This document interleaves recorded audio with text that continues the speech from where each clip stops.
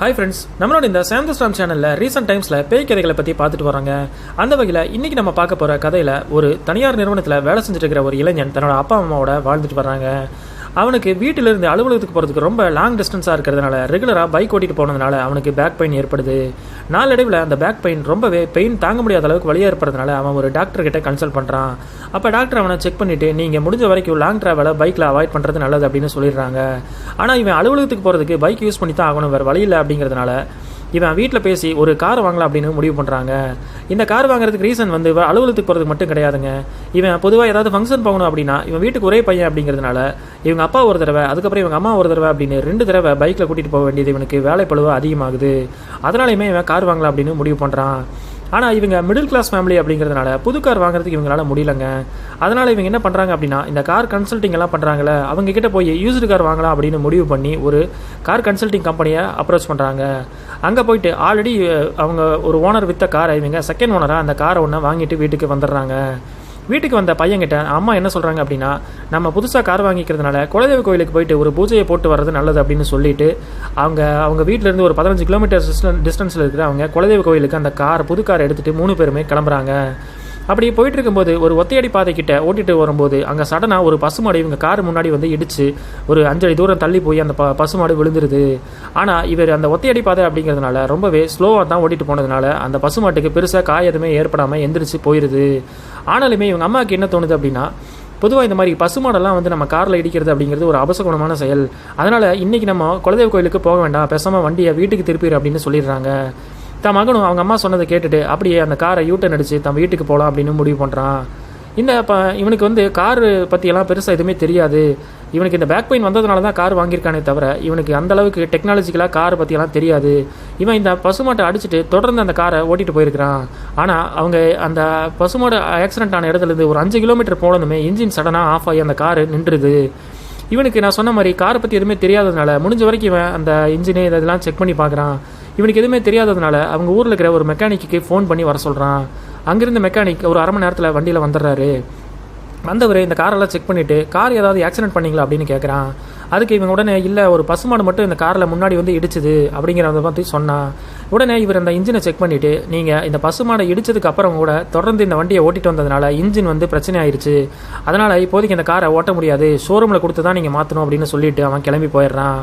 இவருக்கு வேறு வழி இல்லாதனால இவங்க அப்பா அம்மாவை வேற ஒரு வண்டியை வச்சு இவருக்கு வீட்டுக்கு அனுப்பி விட்டுட்டு இவன் இந்த காரை இந்த ஷோரூமுக்கு கொண்டு போய் சேர்த்திடுறான். அந்த ஷோரூமில் இந்த காரை செக் பண்ணவங்க என்ன சொல்கிறாங்க அப்படின்னா, இன்ஜின் பயங்கரமாக ஹீட் ஆகி ப்ராப்ளம் ஆயிடுச்சு, ஸோ இந்த காரை இன்ஜினே மாற்றி தான் ஆகணும், வேறு வழி இல்லை அப்படின்னு சொல்லிட்டு ஒரு 15 நாள் டைம் கொடுங்க அப்படின்னு சொல்லிடுறாங்க.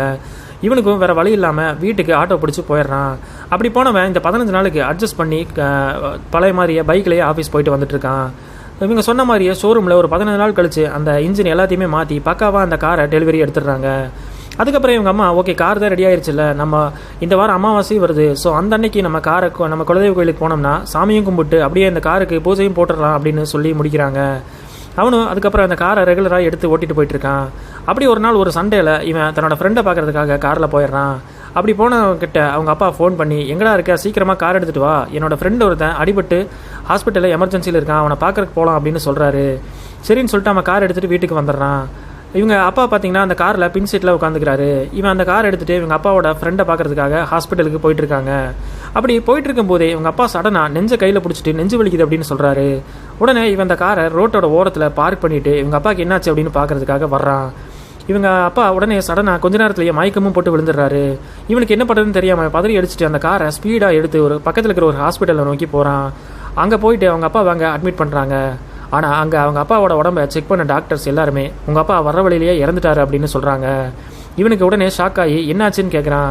இல்லை அவங்க அப்பாவுக்கு சடன் அட்டாக் வந்திருக்கு, மேபி உங்கள் அப்பா காரில் வரும்போதே கூட இறந்துருக்கலாம் அப்படின்னு சொன்னதை கேட்டு அதிர்ச்சி அடைஞ்சு இவங்க சொந்தக்காரருக்கெல்லாம் சொல்லிவிட்டு இவங்க அப்பாவோட பாடி எடுத்துகிட்டு வீட்டுக்கு போய் ஆக வேண்டிய காரியத்தை எல்லாமே பண்ணுறான். உடனே ஒரு நாள் நைட்டு அவங்க அம்மா அவங்ககிட்ட என்ன சொல்கிறாங்க அப்படின்னா, இந்த மாதிரி நம்ம புதுசாக ஒரு கார் வாங்கினோம், நம்ம வாங்கிட்டு குலதெய்வ கோயிலுக்கு ஃபஸ்ட் தடவை பூஜை பண்ண போகும்போதே ஒரு பசுமாட்டில் நம்ம இடிச்சிட்டோம். பொதுவாக பசுமாடு நம்ம இடிக்கிறது அப்படிங்கிறது அபசகுணமான செயல். அது மட்டும் இல்லாமல் இப்போ என்னடான்னா திரும்பியும் அந்த கோயிலுக்கு போகலாம் அப்படின்னு முடிவு பண்ணும்போது உங்கள் அப்பா இறந்தே போயிட்டாரு, அதனால் நமக்கு இந்த காரே வேண்டாண்டா, இது ஏதோ அபசகுணமாக தெரியுது, இந்த காரை வித்துரு அப்படின்னு சொல்கிறாங்க. அதுக்கு அவன் மகனும் அவங்க அம்மா சொல்கிறது எல்லாமே சரின்னு பட்டா கூட, இப்போவே நம்ம காரை விற்றோம் அப்படின்னா அப்பா இறந்த கொஞ்ச நாள்லேயே காரை விற்கிறான் பாரு அப்படின்னு சொல்லி நம்மளை தான் மூலமாக ஊரே தப்பாக பேசும், அதனால் கொஞ்ச நாள் கழித்து நம்ம இந்த காரை வித்துடலாம் அப்படின்னு சொல்கிறான். உடனே அவங்க அம்மாவுக்கும் அது சரின்னு பட்டதுனால அவங்க அம்மாவும் அதை ஒத்துக்கிறாங்க. அவன் சொன்ன மாதிரியே இப்போ 16வது நாள் காரியத்துக்கு எல்லா சொந்தக்காரங்க எல்லாருமே இவங்க வீட்டுக்கு வந்துடுறாங்க. வந்து அந்த அன்னைக்கு இவங்க அப்பாவுக்கு உண்டான காரியம் எல்லாமே முடிஞ்சதுக்கப்புறம் எல்லாருமே வீட்டை விட்டு கிளம்பி போயிடுறாங்க. இவன் அந்த 16வது நாள் ஃபங்க்ஷனுக்காக ரொம்பவே அலைஞ்சதுனால ரொம்பவே டயர்டாகி அன்னைக்கு நைட்டு தூங்க போயிடுறான். அப்படி தூங்கிட்டு இருக்கும்போது கனவுல இவங்க அப்பா வந்து அவனை எழுப்புறாரு. இவன் வந்து இந்த மாதிரி காருக்கு ஒரு நிமிஷம் கார்கிட்ட வாடா அப்படின்னு சொல்லி கூட்டிகிட்டு போகிறாரு. இவனும் போகிறான். அவங்க அப்பா உடனே அவங்க அப்பா அந்த எந்த சீட்டில் உட்காந்து இறந்தாரோ அந்த சீட்டோட டோரை ஓப்பன் பண்ணுறாரு. ஓப்பன் பண்ணி அங்கேருந்து ஒரு வாட்ச் எடுத்து இவன் கையில் கொடுக்குறாரு. சடனாக இவனுக்கு முழிப்பு வந்துடுது. இவன் முழிச்சு தண்ணியெல்லாம் குடிச்சிட்டு யோசிச்சு பார்க்குறான் அந்த கனவை. ஒருவேளை நம்ம அப்பா ஏதோ நம்மகிட்ட சொல்ல வராரு போல அப்படின்னு நினச்சவன் அந்த கனவுல வந்த மாதிரியே ஒருவேளை அந்த காரில் பின் சீட்டில் ஏதாவது இருக்கா அப்படின்னு பார்க்கறதுக்காக அந்த நைட்டில் போய் அந்த கார் டோரை ஓப்பன் பண்ணி பார்க்குறான். அவனுக்கு அதிர்ச்சி தரக்கூடிய விஷயமா அவங்க கனவுல எப்படி அவங்க அப்பா ஒரு வாட்ச் எடுத்து கொடுத்தாரோ அதே மாதிரியான ஒரு வாட்ச் அந்த பின் சீட்டில் இருக்கிறத அவன் கவனிக்கிறான். இவனுக்கு இந்த வாட்சை பார்த்ததுமே, ஏன்னா இவங்க வீட்டில் இவங்க அப்பாவும் சரி இவனும் சரி வாட்ச் யூஸ் பண்ணுற பழக்கமே கிடையாது, அப்படி எப்படி இந்த வாட்ச் வந்துச்சு அப்படின்னு யோசிக்கிறான். அப்போ தான் அவனுக்கு ஒரு விஷயம் மட்டும் பிடிபடுது.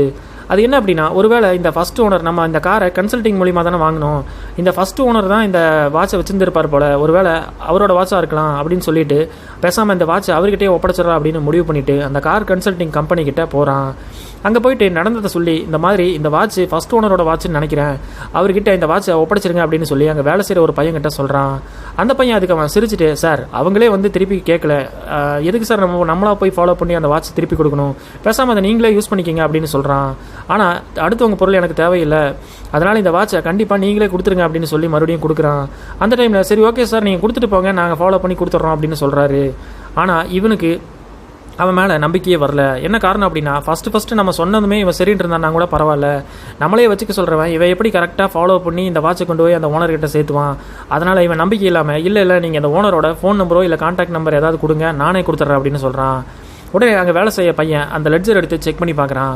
அப்படி செக் பண்ணும்போது அங்கே ஒரு விசிட்டிங் கார்டே இருக்குது. அதனால் அந்த விசிட்டிங் கார்டை எடுத்து இவர் தான் சார் அந்த காரோட ஓனரு அப்படின்னு சொல்லி அந்த கார்டை கொடுத்துட்றான். அந்த கார்டை வாங்கின இவன் அந்த கார்டில் இருக்கிற நம்பருக்கு ஃபோன் பண்ணி பார்க்குறான்.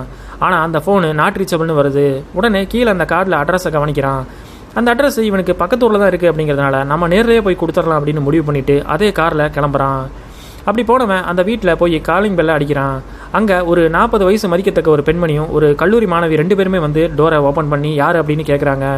உடனே நான் இந்த மாதிரி இந்த வீட்டுக்கு ஒருத்தரோட காரை தான் நான் வாங்கியிருக்கேன் அப்படின்னு சொல்லி அந்த காரை காமிக்கிறான்.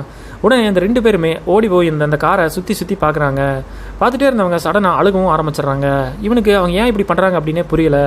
சடனாக அவனை வீட்டுக்குள்ளே கூட்டிகிட்டு போய் உட்கார வச்சிடுறாங்க. உட்கார வச்சு 2 பேரும் நல விசாரிச்சுட்டு இருக்கும்போதே அவன் என்ன சொல்கிறான் அப்படின்னா, நான் முன்னாடியே சொன்ன மாதிரி இந்த காரை நான் உங்கள் கன்சல்டிங் மூலியமாக தான் வாங்கினேன், அங்கே போய் செக் பண்ணும்போது உங்களோட அட்ரஸை கொடுத்தாங்க. இப்போ நான் ஏன் வந்திருக்கேன் அப்படின்னா, அந்த காரில் பின் சீட்டில் பார்த்தீங்கன்னா இந்த வாட்ச் இருந்துச்சு, ஒருவேளை இந்த வாட்ச் வந்து உங்கள் வீட்டில் இருக்கிற ஒருத்தரோட வாட்சாக தான் இருக்கணும், அதை நான் திருப்பி கொடுக்கலாம் அப்படின்னு தான் வந்தேன் அப்படிங்கிறத சொல்கிறான். சடனாக அந்த பெண்மணி அந்த வாட்சை வாங்கிட்டு அழுதுகிட்டே ஒரு ரூம்குள்ளே ஓடிடுறாங்க. அப்போ அந்த கல்லூரி மாணவி மட்டும் இவனுக்கு வீட்டிலேருந்து தண்ணி எடுத்துகிட்டு வந்து கொடுக்குறா. உடனே அந்த மாணவிகிட்ட இவன் பேச்சு கொடுக்குறான். எதனால் இவங்க இப்படி பண்ணுறாங்க, ஏன் இப்படி அழுகிறீங்க, எதுக்கு 2 பேருமே அந்த காரையே ஊற்றி பார்த்துட்டு இருந்தீங்க அப்படின்னு கேட்குறான். அதுக்கு அந்த பெண்ணு, இல்லை அந்த காரு எங்கள் அப்பாவோட தான், எங்கள் அப்பா ஆசாசியாக அந்த காரை வாங்கினாரு, ஆனால் வாங்கின ஒரே மாதத்துலேயே அவர் ஹார்ட் அட்டாக்ல இறந்து போயிட்டார் அப்படின்னு சொல்லி அந்த வீட்டில் இருக்கிற ஃபோட்டோவை காமிக்குது. இவனுக்கு ஒரே சங்கட்டமாக போயிடுது. அதுக்கப்புறம் இந்த பொண்ணுக்கிட்ட திரும்பவும் எப்படி உங்கள் அப்பா இறந்தாரு அப்படின்னு திரும்பவும் கேட்குறான். எங்கள் அப்பா கார் வாங்கின ஒரே மாதத்தில் எப்போவுமே எங்கள் அப்பாவுக்கு ஓட்டவும் தெரியாது, அதனால் டிரைவர் போட்டு தான் ஓட்டிகிட்டு இருந்தோம். எங்கள் அப்பா பின் சீட்டில் உட்காந்துட்டு ஒரு நாள் ஆஃபீஸுக்கு போயிட்டு இருக்கும்போது சடனாக நெஞ்சு வலி வந்து இறந்து போயிட்டார் அப்படின்னு சொன்னது கேட்டு இவனுக்கு தூக்கி வரி போட்டுருது. ஏன்னா இவனும் கரெக்டாக கார் வாங்கி கொஞ்ச நாளையே இவங்க அப்பா பின் சீட்டில் உட்காந்து ஹார்ட் அட்டாக்ல தான் இறந்து போனார்.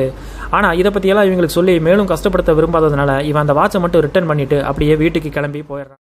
வீட்டுக்கு போனவன் இவங்க அம்மா கிட்ட இதெல்லாம் சொன்னாங்க அப்படின்னா, ஆல்ரெடி இவங்க அம்மா இந்த பசுமாடை இடிச்சது, அதுக்கப்புறம் தன் கனவை இறந்து போனது, இது எல்லாமே அவசரமாக நினச்சிட்டு இருக்கிறதுனால இந்த விஷயத்தையுமே சொன்னோம்னா இவங்க எச்சா பயந்துக்குவாங்க அப்படிங்கிறதுனால இவங்க அம்மா கிட்ட இது எதையுமே சொல்லாமல் மறைச்சிட்றான். ஆனாலுமே இவனுக்கு ஒரு விஷயம் மட்டும் புரியுது. அவங்க இதுக்கு முன்னாடி இருந்த ஓனரும் சரி நம்ம அப்பாவும் சரி 2 பேருமே பின் சீட்டில் உட்காந்து அதே மாதிரி 2 பேருமே ஹார்ட் அட்டாக்ல தான் இறந்து போயிருக்காங்க அப்படிங்கிறதுனால இவனுக்கு ஒரு பக்கம் ஒருவேளை அந்த மாதிரி காரில் அந்த ஆன்மா ஏதாவது இருக்குமோ அப்படின்னு ஒரு டவுட் வருது. சரி இதை பற்றி யார்ட்டையாவது சொல்லணும் அப்படிங்கிறதுனால இவன் தன்னோட ஃப்ரெண்டுக்கிட்ட இந்த நடந்த விஷயத்தை எல்லாமே சொல்கிறான். அப்போ அந்த ஃப்ரெண்டுமே இவனுக்கு என்ன சொல்கிறான் அப்படின்னா, ஆமாண்டா உங்கள் அம்மா சொன்னது கரெக்டு தான் போல இருக்குது, இந்த மாதிரி பொதுவாக வந்து ரொம்ப ஆசைப்பட்டு ஒருத்தங்க ஏதாவது பொருளை வாங்கி இறந்து போயிட்டாங்க அப்படின்னா, அதுவும் குறிப்பாக அந்த கார்லேயே அவர் இறந்துருக்காரு, அதனால் அந்த ஆன்மா அந்த கார்லேயே தான் சுற்றிட்டு இருக்கிறதுக்கு வாய்ப்பு இருக்குது, அதனால் நீ அந்த காரை வச்சுக்காத, உங்கள் அம்மா சொன்ன மாதிரி வித்துரு அப்படின்னு அவன் ஃப்ரெண்டும் சொல்கிறான். சரின்னு சொல்லிட்டு இவனுக்கும் பரவாயில்ல, இல்லைடா எனக்கும் இந்த மாதிரி இதிலலாம் நம்பிக்கை கிடையாது, ஸோ அதனால் ஏதாவது ஒரு பூஜை பண்ணிட்டாலே இதெல்லாம் போயிடும்னு தான் நான் நினைக்கிறேன் அப்படின்னு சொல்லிட்டு பக்கத்தில் இருக்கிற ஒரு கோயிலில் போய் இந்த பூஜை போடலாம் அப்படின்னு நினைக்கிறான். ஆனால் இவனுக்கு ஒரு அன்லக்கான விஷயம் என்ன அப்படின்னா, இவங்க அப்பா இறந்ததுனால கெட்ட நேரத்தில் இறந்துருக்காரு அப்படிங்கிறதுனால குறிப்பிட்ட 3 மாதத்துக்கு இவன் கோயிலுக்கு போகக்கூடாது அப்படின்னு சொல்லிடுறாங்க. அதனால் இவன் ஃப்ரெண்டுக்கிட்டேயே ஹெல்ப் கேட்குறான். நீ எனக்கு ஒரு ஹெல்ப் பண்ணுறா, என்னால் கோயிலுக்கு போக முடியாது, என்னோட காரை எடுத்துகிட்டு போய் அந்த கோயிலில் ஒரு பூஜை மட்டும் பண்ணி கொண்டு வந்து கொடுத்துரு, மற்றதெல்லாம் நான் பார்த்துக்கிறேன் அப்படின்னு சொல்கிறான். இவன் தன்னோட க்ளோஸ் ஃப்ரெண்டு கேட்டதுனால மறுக்க முடியாமல் சரின்னு சொல்லி ஒத்துக்கிட்டு அடுத்த நாள் காலையில் வீட்டுக்கு வந்து இவன் தன்னோட காரை எடுத்துகிட்டு அந்த ஃப்ரெண்டு சொன்ன கோயிலுக்கு போய் பூஜை போடலாம் அப்படின்னு போயிடுறான். அந்த கோயிலில் இருக்கிற பூசாரி வழக்கமான காருக்கு வெளியில் இது எல்லாமே கற்பூரமெல்லாம் காட்டி முடிச்சுட்டு டோரை திறந்து ஃப்ரண்ட்டில் கற்பூரத்தெல்லாம் காட்டுறாரு. அப்போ எதுவுமே ஆகலை. ஆனால் பின்டோரை திறந்து அந்த கற்பூரத்தை காட்டும் போது கற்பூரம் தன்னால் அணைஞ்சிருது. சரி, ஏதோ காற்றுக்கு தான் நேச்சுரலாக அணையுது அப்படின்னு நினச்ச பூசாரி தொடர்ந்து 2-3 டைம் அந்த மாதிரி ட்ரை பண்ணுறாரு. ஆனால் ஒவ்வொரு முறையுமே அந்த பின்சீட்டுக்கு அந்த கற்பூரத்தை காட்டும் போது எல்லாமே அந்த கற்பூரம் அணைஞ்சிருது. உடனே பூசாரி உடனே உள்ளே போய் இந்த மாதிரி ஒரு எலுமிச்சம்பழத்தை எடுத்துகிட்டு வந்து அந்த காரோட முன்னாடி இதில் ஒட்டி விட்டுட்டு 4 வீலுக்குமே எலுமிச்சம்பழம் வச்சு அந்த ஃப்ரெண்டை எடுத்துகிட்டு போக சொல்லிடுறாரு. அந்த ஃப்ரெண்டுமே அந்த காரை எடுத்துகிட்டு கொண்டு வந்து இவன் வீட்டில் விட்டுட்டு வீட்டுக்கு கிளம்பி போயிடுறான். அப்படி வீட்டுக்கு போன ஃப்ரெண்டு மனசு கேட்காம தன்னோட மனைவி கிட்ட தன்னோட ஃப்ரெண்டோட காரில் நடந்த விஷயத்தை எல்லாத்தையுமே சொல்கிறான். அதை கேட்ட அவங்க மனைவி, இல்லை இது ரொம்பவே டேஞ்சர் தான், ஏன்னா இந்த மாதிரியான ஆன்மாக்கள், அதுவும் நீங்கள் பூஜை பண்ணும்போது கற்பூரம் வேறு அணைதுன்னு வேறு சொல்கிறீங்க, அதனால் அவங்க ஃப்ரெண்டு அந்த காரை வச்சிருக்கிறது நல்லதில்லை அப்படின்னு சொல்லிட்டு நானுமே நாளைக்கு அவங்க வீட்டுக்கு வரேன், 2 பேருமே போய் எடுத்து சொல்லலாம் அப்படின்னு சொல்லிட்டு அடுத்த நாள் தன்னோட ஃப்ரெண்டு அவன் மனைவியை கூட்டிட்டு அவன் ஃப்ரெண்டை பார்க்கறதுக்காக வர்றாங்க. அவங்க அம்மா இல்லாத சமயமாக பார்த்து அவங்ககிட்ட கூட்டிகிட்டு போய் இந்த மாதிரி நான் பூஜை பண்ணும்போதுமே இந்த மாதிரி அபசகுணமான விஷயம்லாம் நடந்துச்சுடா, அதனால் சொன்னால் கேளு, இந்த காரை எதுவுமே வச்சுக்காத அப்படின்னு சொல்லி யதார்த்தமாக வந்து அந்த காரை ஓப்பன் பண்ணி பார்க்குறாங்க. நேற்று அவர் கொடுத்த எலுமிச்சம்பழ கனி அப்படியே கருகி இருக்கிறத பார்த்து அதுக்கப்புறம் தான் அவனுக்கு அந்த உண்மை எல்லாமே புரியுது. சரி, இந்த காரை எப்படியாவது வித்துடலாம் அப்படின்னு சொல்லி முடிவு பண்ணுறான். இந்த கதையிலிருந்து நம்ம தெரிஞ்சுக்க வேண்டிய விஷயம் என்ன அப்படின்னா, பொதுவாக எந்த ஒரு பொருளாக இருந்தாலும் சரிங்க, நம்ம புதுசாக வாங்குறது அப்படிங்கிறது வேற, ஆனால் இந்த யூஸ்டு பொருட்கள் வாங்குறது அப்படிங்கிறது வேறங்க. அதுலேயும் குறிப்பாக இந்த மாதிரி காரு பைக்குங்கிற பெரிய செலவெல்லாம் பண்ணுறோம் அப்படின்னா அது இதுக்கு முன்னாடி யார் வச்சுருந்தா அப்படிங்கிற ஹிஸ்ட்ரியை பார்த்து வாங்குறது அப்படிங்கிறது ரொம்பவே நல்லதுங்க. இந்த கதை உங்களுக்கு பிடிச்சிருந்ததுன்னா ஒரு லைக் பண்ணுங்கள், என்னோட சேனலை சப்ஸ்கிரைப் பண்ணி சப்போர்ட் பண்ணுங்கள். உங்கள் ஃப்ரெண்ட்ஸ் யாராவது பேய் கதைகள் கேட்குறதுக்கு இன்ட்ரெஸ்ட்டாக இருந்தாங்க அப்படின்னா அவங்களுக்கு என்னோட சேனலை ஷேர் பண்ணுங்கள். தேங்க்ஸ் ஃபார் வாட்சிங்.